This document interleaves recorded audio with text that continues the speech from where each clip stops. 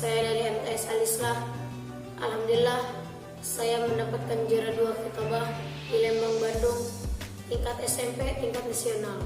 Ini adalah lomba yang kedua kalinya setelah di MENES, tingkat KKM. Dan Alhamdulillah, saya mendapatkan juara 1 tingkat KKM di MENES. Dan ingat, janganlah kalian bangga menang di daerah sendiri.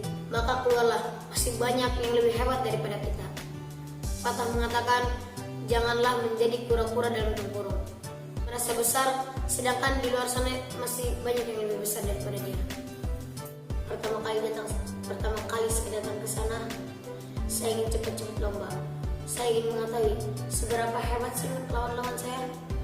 Dan ketika turun dari bis, rasanya dingin banget.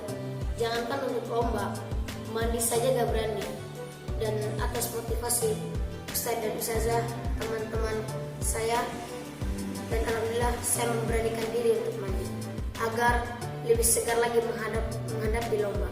Akhirnya, atas perjuangan dan doa-doa serta motivasi teman-teman semua, Alhamdulillah saya mendapatkan lomba khitabah juara 2.